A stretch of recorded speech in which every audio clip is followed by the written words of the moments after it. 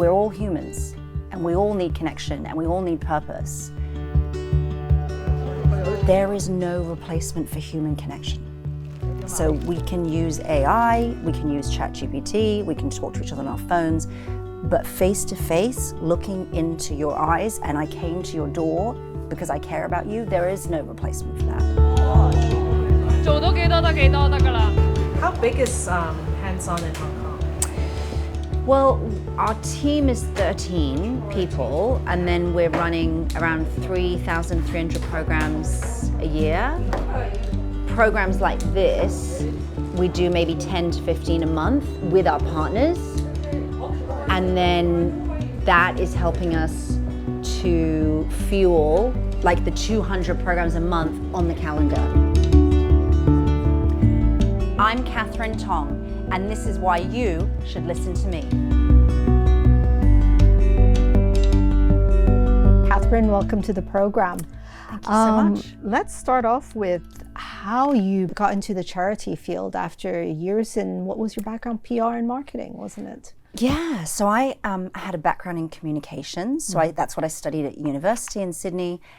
I think I'd always been sort of exposed to charities throughout my childhood. I have a brother with special needs, and my mum and her friends actually set up a school for him and his friends, and that was a non-profit. So the idea of charities was not unfamiliar to me, but actually it was after having my two young children back to back that I sort of took a pause and thought, I don't know if I want to go back to corporate world or if I might have a calling to do something else. You know, after what we've been through in the past few years, sort of coming out of COVID, some challenging times, the need for purpose in your life and to live a significant life and to be able to have a job where you feel proud, you know, to tell your children what it is that you're doing and to really feel that,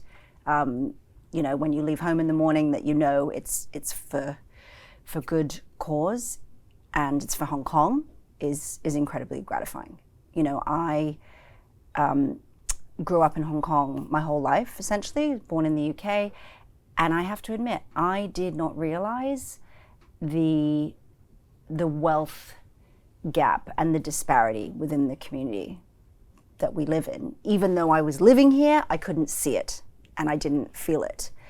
And, you know, still when we go and talk about the number of charities doing amazing work in Hong Kong and the number of people living in poverty, which is 1 in 5 people existing on $5,000 a month or less, it behooves all of us to do something and to give back to the city that's given us so much. So I think that's a huge motivator for me. Now, when you took on that executive director role in 2022, Hong Kong was just still coming out of COVID. What were some of the special challenges you had to deal with assuming this post? I see a huge responsibility and privilege in leading a team. So I took that incredibly seriously. And, you know, we are a small team running 3,000 plus programs a year. So the importance of having a strong leader who can be strategic, who can be motivating, who can, you know, live and breathe the mission. I just took that responsibility very seriously. But was the demand for volunteers greater soon after COVID? Yeah. It absolutely was. And I think this was, Where was the demand, yeah. would you say? Well, it was really interesting because 2020, there was more of an outpouring of support from donors, sort of corporates, you know, retail partners, volunteers asking how they could help. We actually drove a doorstop drop-off program for necessities, like people dropping off things at charities all over the city. It was the biggest fundraising year that we had ever had in our organization's history because the appetite to want to help was so strong. And, you know, as much as COVID sort of forced us apart, it really united people in the desire to want to help each other. We're here today in Kwai Chung with a group of wonderful volunteers at Food Grace. So Food Grace is one of our close grassroots NGO partners, and they are on a mission daily to reduce waste and promote responsible consumption from a community level. So today they have had volunteers out at the local wet market. They're out every day collecting vegetables, collecting fruit that haven't been used or maybe aren't as pretty as some of the other pieces. Today, we have volunteers here actually cutting that back, reducing the oranges down to its peel. We then dry them and mix them with this array of ingredients that you can see here, all things that can be found at home: coconut oil, olive oil, a little bit of beeswax, and they will all be turned into individual lip balms, which will be given to elderly community members who come here to get their items repaired and to receive food that has been donated, and then they'll get this wonderful gift. 係啦，咁啊倒到未完全滿嘅時候， So tell us, what is the state of volunteering in Hong Kong? How does it compare to other major cities?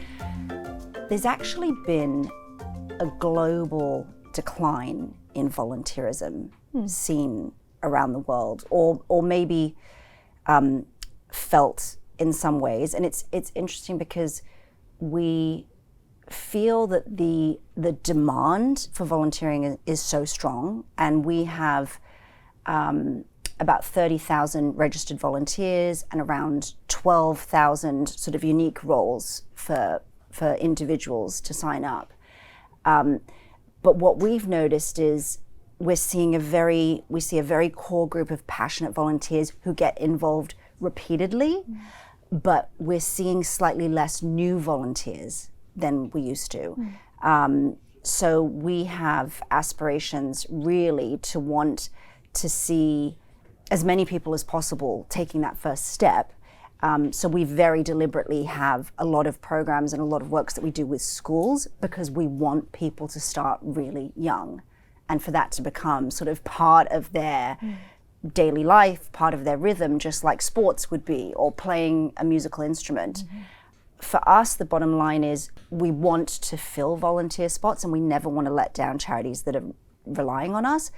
But we also want to bring volunteerism to as many citizens as possible. So having said all that, tell us, why is it important to volunteer? I think living a significant life where you can make a difference is hard to put into words.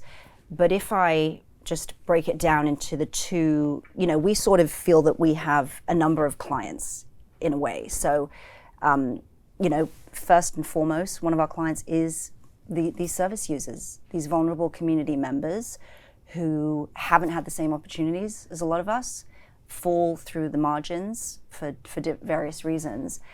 And an act of kindness, we were finding out during COVID that some of these senior individuals were not having conversations with people for weeks. But actually, it wasn't just during COVID. COVID sort of uncovered this hidden loneliness epidemic, which we talk a lot about now. And, we always say there is no replacement for human connection. So we can use AI, we can use ChatGPT, we can talk to each other on our phones, but face to face, looking into your eyes, and I came to your door because I care about you, there is no replacement for that. On the other side, there are the social workers and the NGO leaders running the charities. Those are your clients too. Those are my clients too. Those are our clients too. And they care so much about the communities they serve. They are really under-resourced. The stress of not having enough helping hands can actually affect their well-being. And I think there's a huge sense of relief in knowing that there's a small engine of people behind the scenes who want to help them. And that's my team. Also, our clients are volunteers. And, you know, it's really interesting when we do our sort of surveys, and if you look at the things that the volunteers are saying about what they get out of the exchange, it sounds like they're a beneficiary. We're all humans, and we all need connection, and we all need purpose, and it can be just as transformative, if not more transformative, for the volunteer. And often they have their own reasons for wanting to, you know, get out in the community as well. Tell me, is there a difference between volunteering and donating financially? Yeah. It's a really good question, and there is certainly a difference, and they're both important. I think, you know, we are acutely aware that not everyone is in a position to be able to make a financial donation. It has been, you know, a tough year, and people are suffering themselves in different ways. But our feeling is that everybody has time. That's sort of the one currency that we can all deal in. And to that point, because actually quite a lot of our volunteers are working professionals or students, so we really try to, you know, we have volunteer programs in the evening where you can go and collect bread and drop it to a shelter after work. We've got a lot of weekend programs. I think on the donation side also, sometimes you might not know what you're passionate about until you have gotten out and seen it for yourself. So, you know, sometimes before you feel called to make a financial contribution, you might want to go and see, and that makes complete sense. So quite often we will see that people who do eventually make a donation, they started as a volunteer first. So they're both necessary, but perhaps volunteering, the donor gets more out of it in a way. Yeah, volunteering it's about giving, sharing, having perspective, learning alongside others and with others. So we feel that it's completely necessary for the harmony of a community. And, you know, everyone we meet cares so much about Hong Kong. So my belief is that everyone wants to help. Great. Thanks so much, Catherine, for sharing your work, and best of luck for your organization. Thank you so much.